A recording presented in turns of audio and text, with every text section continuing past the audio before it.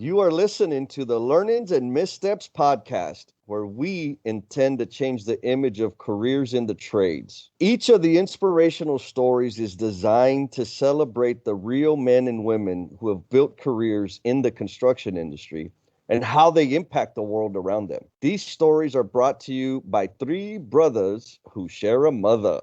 I am Jesse, your host. Our in-house writer is Ernest, aka La Voz. Hello. And our co-host is Renee. What's up? Y'all ready? Yes, sir. Dale. Hey, Jesse, what kind of bright ideas do y'all have in this episode? In this episode, Ernest, you're going to get to hear from Miss Darci Spiteri. She is an unassuming, confident woman in her first year of apprenticeship. This is actually her second career, and she's got some life experience that she brings and shares with us. And so the amazing thing is she's found a way to carry forward the lessons that she learned in her previous work in digital marketing. You know, the really impressive part about it that I hope our listeners get out there is she has a very humble mindset as an apprentice. You know, for any apprentice, it's difficult to kind of pump the brakes and be patient with the learning and the career growth. But with an individual that has had success in another career and has maybe a decade or two more experience, life experience, it's really impressive to hear the humility in the way she approaches her work. And again, underneath it all is this just immense, solid confidence that you can almost miss if you're not listening close enough. So you ready to check it out? Let's do this. Good morning, Miss Darci Spiteri, who is like super gracious, super cool, super relaxed. I fumbled up the invitation and I can't do time zone math, and she put up with that. So it's actually a Sunday morning today. And you're in Alberta, Canada, is that correct? Ontario. I'm sorry, Ontario, Canada. Yes. All Ontario. right. And it's nice and warm up there right now? Weirdly, yes. It's like yesterday was like 9 degrees, so Celsius. I don't know what the conversion is. Me neither. It's a jacket. It's like it's seasonably high. It's relaxing. It's nice. I'm here in San Antonio, Texas, where it's like, I don't know, I think it's like 45 degrees, and we use the other one, right? Yeah. Y'all are Celsius, we're Fahrenheit. I think. Yeah. I don't know what the conversion is, but it's not warm. Yeah. It's not warm. But it's all good. Darci, again, thank you. Yeah, you're welcome. And again, I explained a little earlier, but Renee, our co-host, is absent because of my fumbling with the scheduling. But we're here, and I'm excited to hear your story. I know a lot of our listeners do love to hear a lady's perspective. Mm-hmm. And, you know, it's absent in our, not absent, but there's very few women in the industry. So having you here is really a special situation for us. And so with that, what do you want our listeners to know about you? So I think one of the interesting parts of my story is that this is my second career.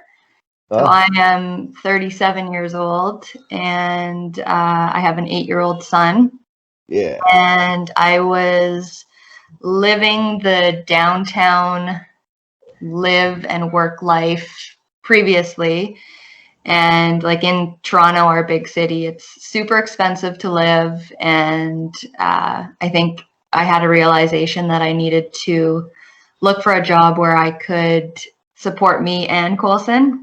So I had to make a decision to leave my Toronto life and went on this journey of finding a trade to get into. So I actually got a grant through our government to go back to school. And it's a grant that it's kind of weird, like the requirements to be able to qualify. You have to have been laid off and then taken a contract position. So it's like super specific, and I never ever thought that I would be in that situation. And I was working for an animation company, and they actually ended up going into receivership. So like it was a huge thing in Toronto on the news, and like 500 employees were locked out, and it was Oh my crazy. goodness. Yeah. What is receivership? I'm not So familiar with that. it's like a bankruptcy. Oh, okay, got it. I know Yeah. what that is. Yeah. Yeah. So I ended up taking a contract, like a mat leave position at a shredding company. So I was doing admin, and then I realized I finally had those requirements, and I started looking into like a whole whack of jobs. Like I was looking at, I think, a stenographer at one point, like doing court writing, and then I think just getting frustrated of trying to find something that I could support myself in Coulson. I just was like, oh, I should just get into a trade and I should just be an electrician, and saying it not like as a joke, but like thinking I couldn't do it. And then I kind of had that moment of maybe like, why not? Why can't I look into this? And I started researching it more, and I found so many women in the trades that I was reading about, and that kind of inspired me more to do it. So I was able to get into a pre-apprentice program for electrical. Okay. So that was it was I think a 6-month program. So with the grant, they paid for the schooling, but then one of the things is they had said, you're going to have to do your schooling anyways through your apprenticeship. And I had talked to other electricians, and they're like, honestly, you don't need to take the pre-apprentice, but I think being a woman and coming into the trade, I didn't want to have zero knowledge. I wanted to be able to walk onto the job site and have a little bit. So it really helped in that regard, and it was great to have it covered. So that was helpful, huh? Yeah. So it was kind of like, it was a 2-year journey to get to finally starting my apprenticeship, but I think that kind of added the drive to accomplish it. As I opened with you being tolerant and super relaxed about it, and that just further reinforces, right? 2 years. You had to go through all these, jump through these hoops for 2 years before you actually started the apprenticeship. I applaud your tenacity. I mean, it's impressive. I may be going out on a limb here, but I'm getting the impression that you're a single mother. Yep. Okay. Props, mad props to you. My brothers and I were raised by a single mother. Yeah. And I'm going to share a little bit about mom, and you're probably going to say, yep, I've done that. Mom didn't take vacations, right? Yeah. Mom didn't get her nails done. Mom worked. Mom went to school. Mom cooked. Mom cleaned. Mom did all of these like super amazing, heroic things, put up with all of our BS, and really sacrificed her personal life, sacrificed her social life. She put a lot of things on the back burner just for us. Yeah. So am I far off? Is it how close is that? Nope, you're spot on. And it's hard too. And I think I have to remember that I need to take time for myself, which I don't. And I find that when I've had a long stretch of not doing something for me, I get easily frustrated. And I've had to tell myself, like, even just to get out of the house for like a half an hour walk, I can just like reset my brain. And that's super important. And I've definitely learned that over the last couple of years for sure. It's just like your mental health is so important. And for me to be a better mom, I need those times too, right? Yes, absolutely. And everybody, right? To be a better mom, to better serve the people that are in your circle. Yeah. And more importantly, to continue developing the human being that you are. Yes. Right? You've got to take time and invest, and it's hard, right? Yeah. Here's another secret question. How hard is it for you to ask for help? Hard. You like that one? It is. And I have so many people in my life that are helping me. Like I've moved back in with my parents to help, because to find daycare at 6:30 in the morning when you have to leave for work is non-existent. and having a best friend that's pushed me and in those moments where I've wanted to stop, her kind of slapping me in the face and being like, you can do this. Yep. But it is a hard thing. I think I always want to do everything on my own, but I can't. Yeah, and you don't have to. Yeah. Right. It's this this thing that we do to ourselves, where we convince ourselves that we got to do it all by ourselves. Mm-hmm. Asking for help is a weakness. And I say we because I think people in general, we have accepted this conditioning of, you must overcome independently and, all that heroic stuff. But again, back to mothers and single mothers, like I said, mom and other really close friends of mine, women that amazing superpowers that they have. Mm-hmm. And their kryptonite almost every single time is asking for help. Mm-hmm. So I applaud you for, saying, hey, Dad, need a place because I need some help with the boy, with Mr. Colson. Colson, yeah. Colson, 8 years old, full of energy, or he's super quiet, relaxed. No, opposite. Like, I need to work out just to be able to keep up. No, wow, yeah. That's an exciting time for a young boy. So you mentioned the first career you were in animation. So I actually started out I've had like so many different jobs. I've kind of fell into all my careers previous. Like out of high school, I did a college program that it was called Digital Media Technical Production. So I had wanted to be I wanted to do graphic design. That was out of high school. That was what I thought I wanted to do. So I got it accepted into this program, which started in August. So it was an early program instead of starting at I think normally September. Okay. So I went in and it was more about the computer. Like there wasn't a lot of design courses right away. And I was just kind of like, is this really what I wanted to do? And then I had decided, I'm like, okay, I'm going to take a year off and see what I want to do. And my dad he was in sales and marketing. So and then at that point, he was going through a transition of wanting to get out of the corporate world, start his own business. So he was looking at a whole bunch of, what are they called? Like franchises. Okay. And he had found this one that was a print shop. So like large format printing, doing banners, vehicle wraps. Ooh, wow. Yeah. And so I was like, well, I could do the design. That's kind of what I wanted to do. So I ended up working with them when my dad and my mom had started this company together. And from there, I was able to, so many different companies need that kind of work. Yes. So I was exposed to so many different types of companies that I never would have known existed in high school. We did a lot of work with event marketing companies. And that was I was always into the creative stuff. I wanted a career where I could be creative or what I thought I wanted to do. So I ended up working for an event marketing company as an account coordinator. And then from there, I slowly kind of moved into more project management. So I started working in marketing companies in their studios. So I would do the traffic, we call it traffic.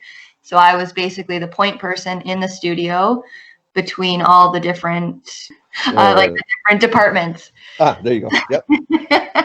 So the accounts team would come to me and be like, which designers are open, who can work on this project, and filtering those jobs through from brainstorm phase to production. I mean, this is good stuff. So how do you, if you're the project manager in this situation, how do you manage through the brainstorm phase with people? Well, I was I would be in some brainstorms, but I was more the person that they would come to when they needed designers to take, we had designers, production designers, creative directors. So they would all kind of take part in those brainstorms. Okay. And it was just knowing where each project was at. Yeah. Okay, good. Did you find it difficult or challenging securing commitments from creative people? It's hard because I think one of the good things is I came from a background where I took part in the design, so I kind of had an idea of how long things would take, which was a bonus. Where it's like, if you don't understand the process, like you could think something's going to take, you're like, well, this should take this long, but you don't know the full scope of what's happening, which also like in the, like, I think one of the good things about having the project management background is I can carry that over into the trade world. Absolutely. I mean, the words that you said, like, people don't really understand what it takes to do a thing. Yeah. Right. I think that dynamic transcends any industry, right? Exactly. Any occupation. Yeah. If you didn't get your hands dirty and do it in the past, your estimate of how long it's going to take is going to be too low. Yeah. And I think having those conversations, like including everybody in those beginning conversations, I think it would help in the long run. Like I've seen it happen on the construction site, like nobody's talking and like things are coming at you where you're like, okay, well, we need to do this today. And you're like, well, I had no idea this trade was coming in. And like just having more little conversations, I think would help in a whole. Oh my! You are speaking my love language. Part of what I do, during the day, my day job, is coaching teams on collaborative planning. Yes. It's last planner system, lean thinking. One of the like really simple things that we like want to make sure we establish is a daily huddle. Yes. 15 minutes with the foreman of every trade and the superintendent or project manager of the project to talk about what are you working on, what problems do you have, and what are we going to do tomorrow. Yeah, that's right. awesome. Like and coordinate that, like you said, like, man, well, plumbers are coming in to set tubs. Well, hold on, we're still roughing into overhead lighting. Yeah. We can't both be in the same place at the same time. It's those small things. Having that conversation smooths it all out. You don't have the conversation, and I imagine you may have heard some magical curse words out there and throwing hard hats and threats and this sort of thing, Sorry. I'm with you, sister. I'm with you. Well, that was one of the things that I was a studio manager, so I was part of, we had like this huge, we called it our battle board. So it was like, ooh, every day, like I'd have all the jobs on the board and everyone would go through like what they were working on and how long they needed. And I would let them know like what's coming down the pipeline. So I think definitely bringing that into my new role, I think I'm excited to have that background and understanding. So this battle board, are you familiar with Scrum? Yeah. So it was like a Scrum meeting. Exactly. Yeah. Yes, I knew it. I love it. You're the awesome. Okay, so you have, Miss Darci, you have like some super hidden magical powers. I think so. Oh my goodness, you sure do. I'm going to say this. In your new career endeavor, right? Second career in the trades, that type of thinking and the understanding, or yes, the understanding of how to apply it. Oh my God, is going to your career. I could see it right now. It's on a very steep trajectory, and that's a positive thing. Yeah. You're probably going to have to apply some patience because you're early in your apprenticeship. Yeah. But you can see problems that other people don't realize are problems. And you know how to help them with that. Oh my goodness, I am excited for you. Jeez. Sorry, I get a little goofy about stuff. Okay, so you got into originally your interest was graphic design. So what was it that attracted you to graphic design? I think being creative, like I'm super crafty. Like I had a small little side business where I would do knitting and crochet and sewing, and I think I just love that side of like the arts, I guess, but realizing that doing graphic design for other people is like a whole different ball game, and it Mhm. wasn't my jam. Like I didn't like other people telling me like, oh well, like, can you move this or do that? Like I like to do it for myself, like more of like an artistic kind of thing. So just Okay. real like seeing that, I think, and it's so hard too because in school, like the co-op programs, like Mhm. in high school, I think is so important because you see a job and you can see more of it that you wouldn't necessarily see if you're like looking through a book of what should I take in college or university. So I think the co-op programs are really important. But like when I did co-op, I was at a photography studio and didn't really do something that I was really thinking I was going to go into. It was kind of like, oh, this is like my fluff course. Where I Mhm. think if they offer more a range of jobs that you can go and see, like not just working at one for a whole semester, you can go and see like different things. There's like just with an electrician on a whole, like I had no idea what the scope of the job was. Like I was like, oh, okay, cool, I'm gonna put light switches in and change receptacles. Where Sure. like now, like that I've been in like a program, but like you don't see the whole planning stages and like what's underneath all the walls and what has to go into it before you can actually put a receptacle or a light switch in. So I think Yes. just exposing younger generations to these jobs so they can learn more about them and get more of an interest. Like I think it's so important. It is extremely important, and there's not enough people or organizations doing that, right? Yeah. Exposing our youth to what all, like how exciting, right? There's so much stuff. It's not for everybody, but for some Yeah. people, they're gonna say, "Oh my, I want to go play in that." Yeah. Um, and so, how do you scratch that itch? My creative side? Yes. I do a whole bunch of stuff on like at home and with Coulson. I'm always looking up on Pinterest all my Ah, craft ideas. His birthdays are always a big time for me. I always love to I start plan like his birthday's in June, so by like now I should be planning. But, like, wow, that's serious. That sounds like a serious party. yeah, they're intense. Well, but now that COVID is among us, but just Put a like damper on. doing little things for myself. Like I like to, like there was some craft shows, local craft shows that I would go into, and I think there is a little bit of creativity in electrical too, with your like conduit bending and Okay, can you describe that? I agree with you. I'm yeah, not arguing. I agree 100%. As a plumber, you better believe what I did was art, yeah, right? yeah. Or at least I believed it was. Yeah, there's so many people I think that take so much pride in their work, and you can see it all over Instagram, like all the electrical accounts that I've seen, and just it's not like a set, like if you're doing your conduit work, it's not like you have to put it here.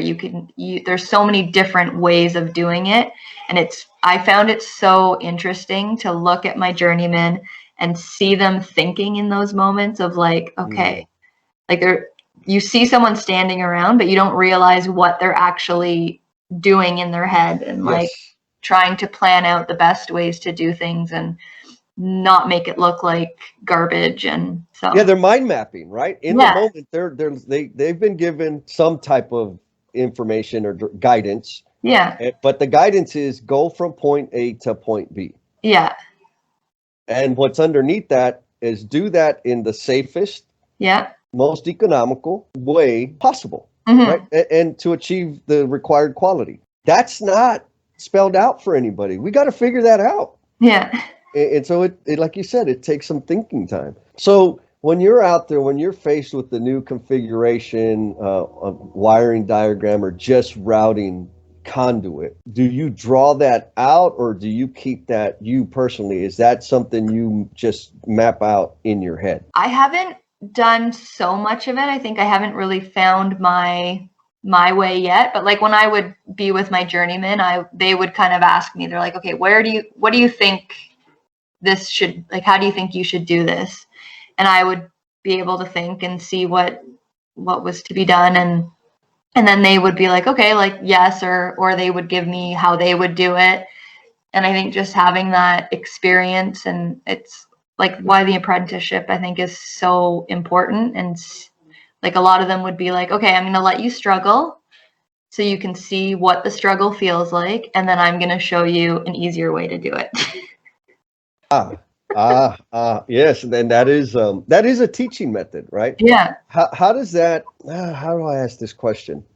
Does it feel respectful when they do that, like let you struggle? Yeah. Yeah. Because I think for me to learn, I need to remember that struggle and be like, to see all the different options and why they're telling me to do it this way. So I appreciated it for sure. I think some people may not be okay with that, Yep, yep. but I think I've always, like, there was one day where we were running all this wire for I was at a school for my first job. Okay. So we were running all the wire for the stage, and my journeyman was like, okay, so like, just like, he had said to label everything, but I didn't Yep. hear the What does label that part. mean? Yep. So I cut all the wires and I came out, and I'm like, okay, so I cut everything, and like I thought I was like, yeah, I'm doing this so fast. I'm like cleaning up. And then he's like, okay, so you labeled everything. I'm like, excuse me, what? Uh, label? No. And I had like this huge smile on my face because I felt so bad and so awkward. And he's like, you Sure. can stop joking now. I'm like, no, I definitely cut them. And he's like, okay, so like just seeing how much added work had to go into like finding what everything was. But like now I will remember that moment. I'm like, okay, I need to label before I cut. Yeah. Yes, yeah. You know, I'm laughing because I'm pretty sure any apprentice out there has experienced something similar, right? Yeah. Where somebody gave you direction, and because we don't ask for help, right? We don't Yeah. ask for clarification. Because sometimes, I've been fortunate in my career to have people that have a teacher servant's heart, Mm-hmm. but that was rare. Usually I had somebody that said, oh my God, I'm not here to babysit, right? Yeah. I wish they would hire people that knew what the hell they were doing. So one time I was told I had to chip some concrete to Mm-hmm. recess a floor sink in a slab. And so my foreman said, hey man, I need you to chip that and make sure the sink fits in there. I said, okay. So I got the chipping hammer, and man, I went to town. Yeah. And girl, that floor sink would recess in the slab all the way through the slab. And he came. I said, "Hey," his name was David. I'll never forget this. And I was at a school. I was at I think it was Memorial High School here in San Antonio. Weird. My school was New Memorial. Oh man, it's a sign. It's a sign. And he's like, "All right, well, let me check it out." So he came. And he's like, "What the hell did you do?" I said, "Dude, I chipped it. Like it'll go up. Like we could put it at any height." He's like, "It's supposed to sit on the concrete, you dummy. Like you were only supposed to go down an inch or an inch and a quarter. You went 3 inches." And I'm like, oh, so you mean my parade is canceled? Like this isn't what you wanted? But like you said, I'll never forget that, and I will always ask for clarification. Like, okay, Yeah. I know you want me to chip it, but how much? Yeah. I know you want me to put this up in the ceiling, but how high? Oh my God, such an important lesson. Yeah. I think one of the things too that I've learned is like someone will tell me what to do, and then I need to repeat it back to them and make sure that I am understanding. And I think sometimes it, like, depending on who your journeyman is, I was super lucky with the guys that I worked with. They were all so patient and all super like supportive and wanting to teach. Mm. And I could see where that, like, I think if some people are like, okay, like you just like, let's just get it done. Like I think I had worked with one guy where I think he'd get frustrated when I'm like, okay, so this is what you want me to do. Like I need to be able to repeat it back so I know that I'm understanding. I think Man, that's another superpower, Darci. It takes a deep level of humility and vulnerability to be able to do that. Man, you got all kinds of skills, girl. Jeez. Yeah, you really do. Tell me what's hard? What's the nightmare about working out in the field on the job site? For me, I had like the ginormous SDS Bosch is my Mm. arch nemesis. um, I think being able to realize that I'm not going to be good at everything. I'm not like I had one day where I had to do like a 2-inch core through the block, Yep, and yep. just holding this drill is a mission for me. I've realized like working out is something that I need to add into my routine because I Okay. don't want to struggle with those things. And I think I was trying to drill this 2-inch core, and like I could, like my height too, like I have to learn how to be able to do these things. Like I'm 5'2", so I was like holding this drill, and like I wasn't like at it at the right angle. I always feel like I'm like a half step too short. Oh, just a half step, right? Yeah, Oh. yeah. But it's I think learning, like just like having someone tell you how to hold something. It's like those little things that throughout your apprenticeship you're going to pick up. But I think the hardest thing is when I feel like I can't do something, and I just kind of, there was that the day that I was trying to drill this thing, I couldn't do it. Like I'm like, I said to my foreman, I'm like, can you just start it? Like maybe once it's started, I can do it. But I was just at such a weird angle. And I think that day I left, I'm like, oh, like I need to be able to do everything. And I just Mm. felt so defeated. And then I went home and I was like, you know what? Like at my previous jobs, like I wasn't able to do everything in the company. Just kind of realizing that I'm going to find those little things that I'm going to excel at, Yep. and those will be my specialty. But I had said that to my foreman, and he's like, you know what? You're like, I'm like, if I have a really tall guy on my crew, I'm obviously going to get him to do the stuff that is maybe a little bit harder for you. But so I think having that realization changed my thinking a bit. But it's just like going through everything, and you're feeling so awkward about everything you do as an apprentice, but being able to laugh at myself a little bit too has helped. Yeah, yeah. That's a I guess a principle that we all need to better embrace. It sounds like you're doing a great job of it, right? We all come to the table with skills. Mm-hmm. We all come to the table with a set of skills that we can most likely outperform others. And we come to the table with gaps, right? There's gaps in our abilities, in our knowledge, physical gaps, whatever it is. But that doesn't mean that we're less than, Yeah, right? It's something we need to maybe build, exactly. but also let's share the skills and gifts that we do have to help a situation out. Mm-hmm. So, you know, that for some of our listeners may not know what a Bosch SDS Max is, right? That son of a gun, what it weighs about 20 pounds, I maybe. Yeah, for sure. And Yeah. that's without a bit. And so if Yeah. you have a 2-inch core bit Yeah. that's going to be drilling through a CMU block wall, that thing's what, about 14, 12, 16 inches long. Yeah.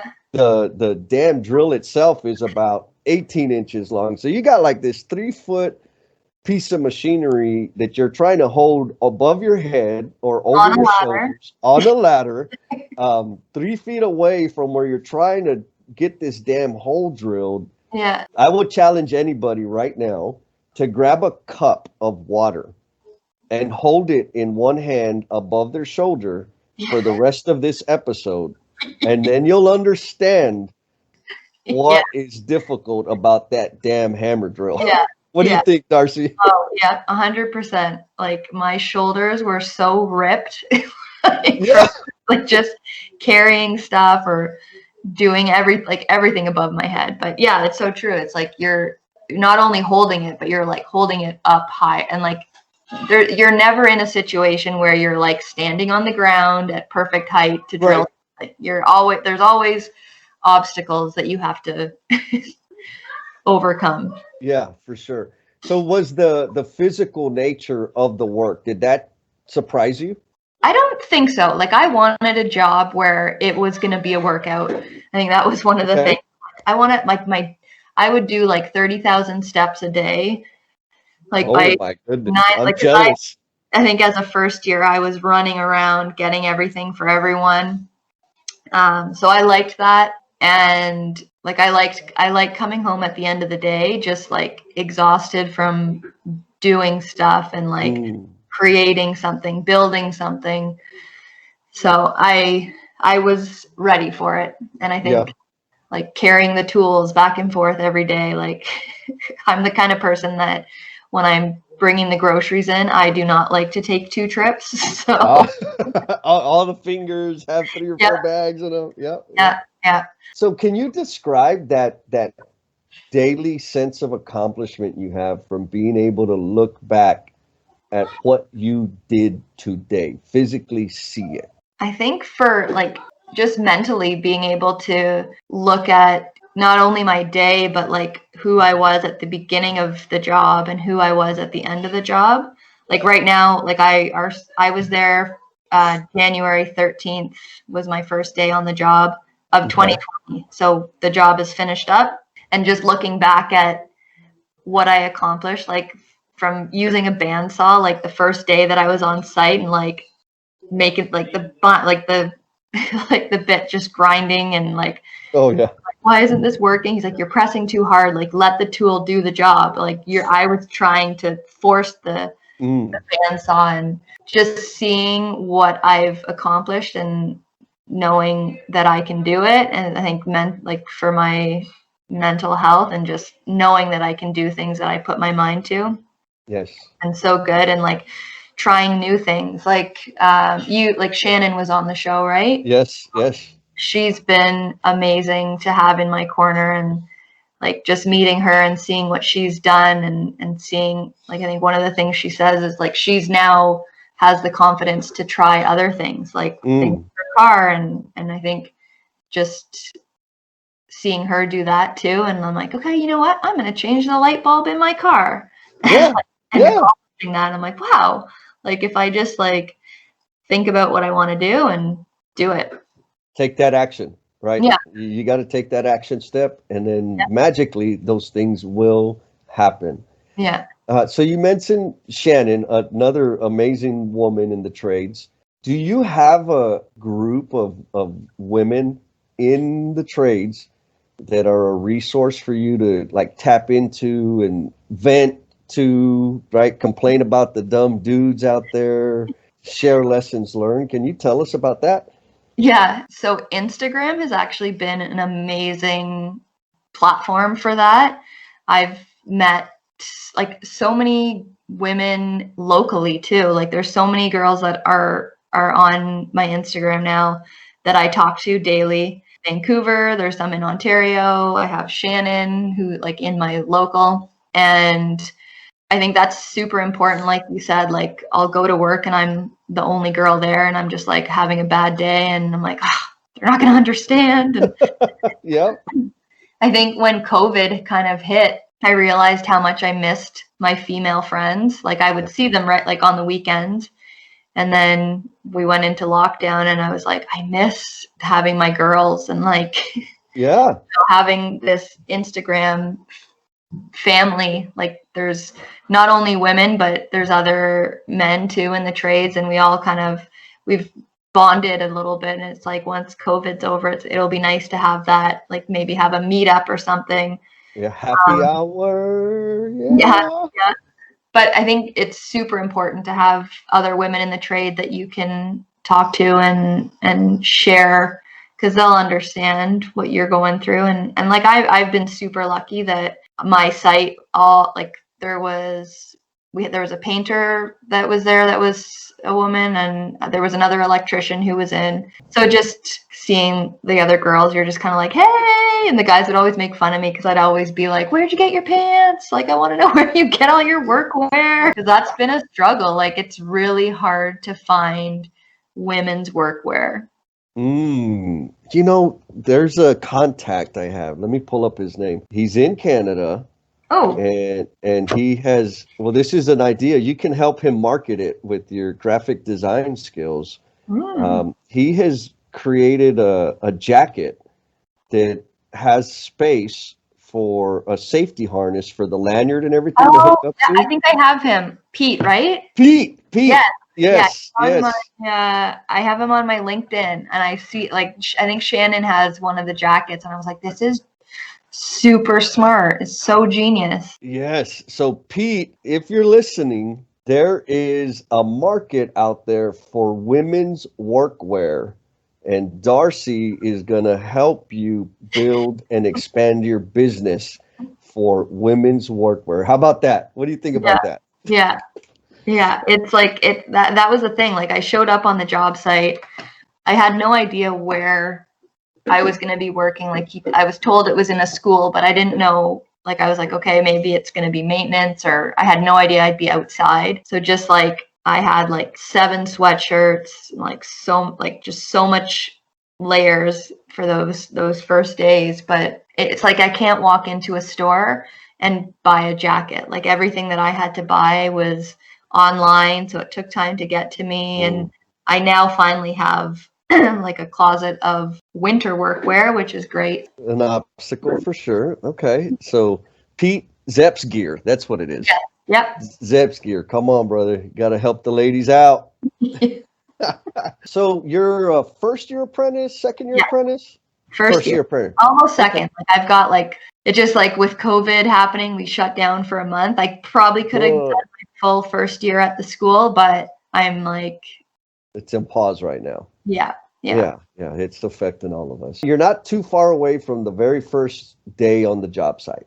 And so with that, what would you do differently from the perspective of sharing that advice or insight with another woman entering the job site for the first time? What would I do differently?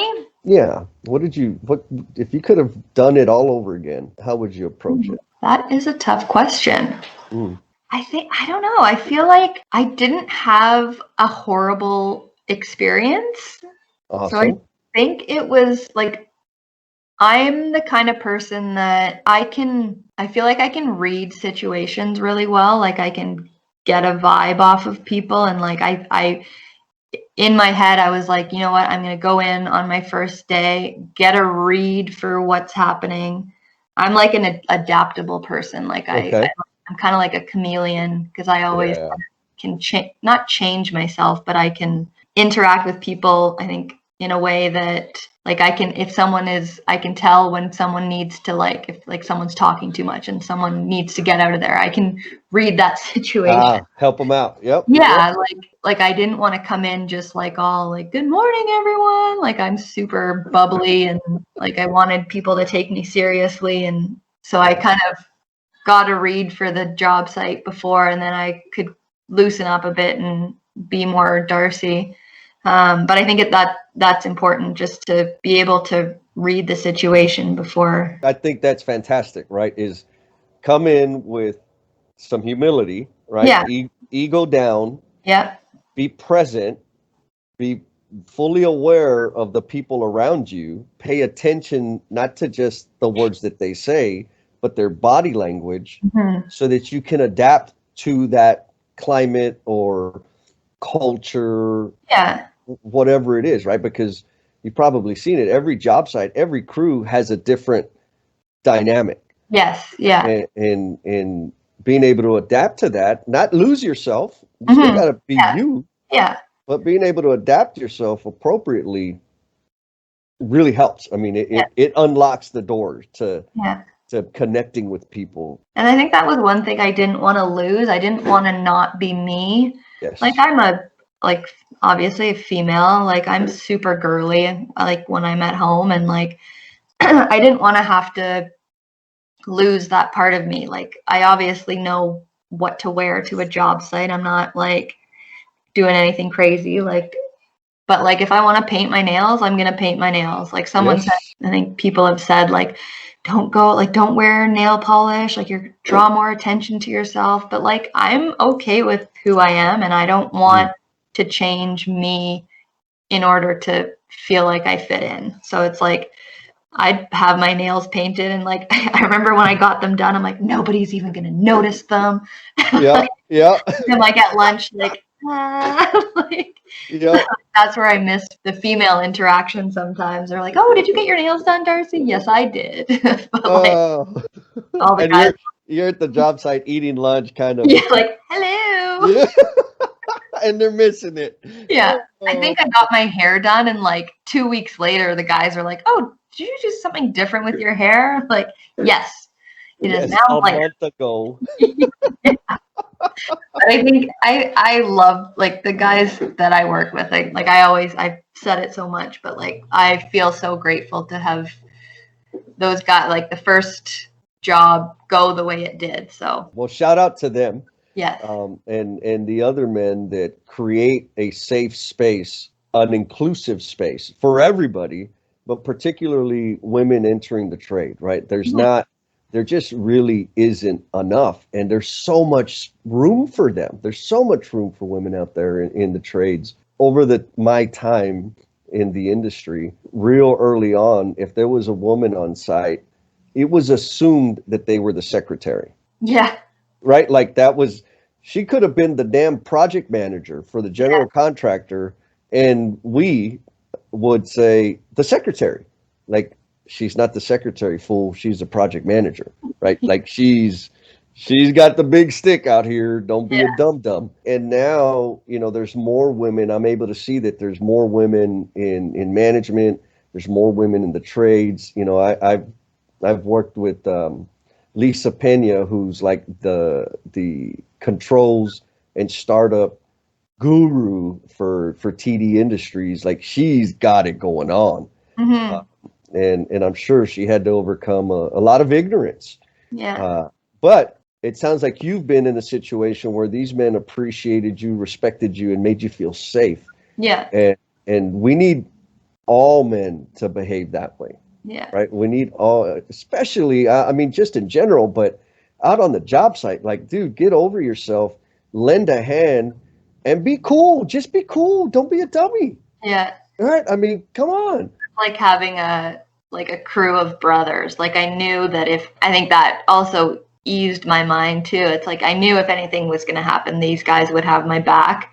Yeah. And like there's like the odd few people that would always be like, "Oh, let me carry that for you," and like, "Do you need help? Are you sure?" Like I think I was trying to carry like a 12-foot ladder, and the superintendent was there, and he was just like if she wants to be in construction, let her carry the ladder. And like he wasn't like getting mad at me. It was more like he was trying to have them like respect me a little bit more, that I Yeah. could handle it. And like by the end of it, I could carry those 12-foot ladders no problem. So Oh, man, those things are a pain in the butt, especially when you're trying to turn in a doorway or the oh my corridor, God, right? that was like my ultimate fear, is like moving a ladder around.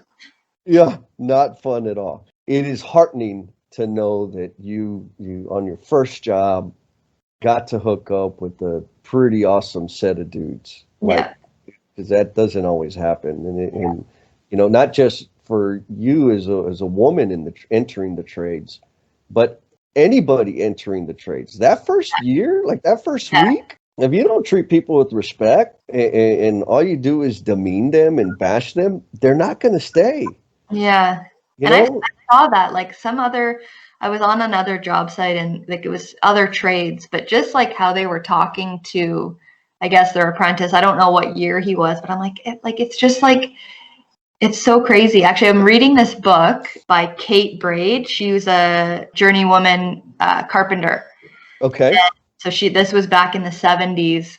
Ooh. And yeah, so she was like one of the first females in there, and like Yeah. just what she was writing about, like she had gotten her apprenticeship for carpentry, and there was one guy on the site that just like rode her so hard and like made her feel nervous. And I think like Yep. if you're like, she would mess up more because she was so nervous about it. And I think Yep. for any apprentice, like you have no idea what you're doing, and like everything is awkward and you're learning, and if no one's going to take that time and treat you with respect, it's not, you're not benefiting anyone. Like you're like, if you're going to treat someone a little bit better, they're going to work better, right, under those Yes. situations. And So I think that's one thing. I think in the construction industry as a whole, it's like the culture, like to keep these apprentices through and have us finish. It's, I think, super important. It absolutely is, right? I mean, because there's not enough. Yeah. There's just not enough people. There is not enough people. And, you know, a lot of those salty, seasoned journeymen complain about, man, I got to do all this damn work. Well, yeah, because you keep running all the apprentices up, or they're complaining that they just don't, they're taking too long to learn. They're learning slowly. Yeah. Well, you know, there's like proof, scientific fact that when you create an environment where it's okay to ask questions, it's okay to make a mistake, people learn deeper and faster. Yeah. But if you create an environment where people have their guard up and are protecting themselves from the hazing, and don't get me wrong, because I played my role in hazing people, but you know, if you're in this crisis state of mind where you're always looking out for yourself, always worried about somebody yelling at you, cussing you out, because it happens, right? Yeah. They just straight up cuss you out and demean you in front of everybody, threatening you with your job every 5 minutes. That does not create a learning mindset. That does not support a learning mindset. Yeah. So be cool, right? I mean, it's that easy. Be cool. Help them out. You weren't born knowing everything. Share the knowledge. I mean, because if we don't share the knowledge we have, it's going to get more expensive, and the artistry and the craftsmanship in our industry is going to suffer. It's going to continue to disappear. Yeah. My foreman had said one thing. He's like, if you mess up, own up to it, explain to me your thinking of what happened, and don't, like, I think he's had some people in the past just be like he'll notice something and then they're like, oh yeah, I noticed that, I didn't know. But it's like, so come to me, like just as long as you can formulate what your thinking was, like, that's fine. Yes. Man, that guy sounds like a genius, right? Reflect on what happened, and like the real key thing there, what were you thinking? Yeah. What were you thinking? And it not I'm excited right now, so it sounds like I'm picking on somebody. No. But when we pause to examine our thinking, we are better equipped to learn and adjust in the future. Exactly. Yeah. And when you do it and articulate it with another human being, it's even deeper. Man, that dude, you got a good crew out there. I'm happy. I'm super happy for you. So what do you see? This is a big question, because I imagine it could be big and broad, but what do you think your future looks like? I think it looks bright. Yeah. I feel, you know what, like when I think of all my previous experience and how it's led me to this point, I'm super grateful that I have the background that I do. And I think when, like, I guess in 5 years from now, when I'm licensed, I want to advocate, like, for sure, for women in the trades. I think being able to do these podcasts and share my story has been one of the things that I'm really passionate about. And I wouldn't have got into the trade or started looking at it if I hadn't read about other women previously and what they've accomplished. And just seeing myself go through these different stages has been amazing. So I would see myself, I think, doing, like, speaking for women in the trades, or just the trades in general, not necessarily women, but telling, like, the future generations how amazing it can be, and just educating them more on the trades, and not necessarily electrical, but like trades in general. Yeah. I think it's super important for them to hear more information about it. So getting through my apprenticeship and doing stuff like this more, and I guess eventually maybe running my own job site, or Woo-hoo. Oh yeah, there's no doubt in my mind that you're going to be doing that. Like that's a given. organization. Yeah. Oh yeah. All right. So for Mr. Colson, what career advice do you have for the young Mr. Colsons and Mrs. Colsons out there in the world? I think just research, research, research, and Mm. use your network or your parents' network to get an idea of everything that's out there. I think don't just like with, I think my generation, it was so like, okay, you're going to go into computers or business, or like there wasn't a lot of options to see what's out there.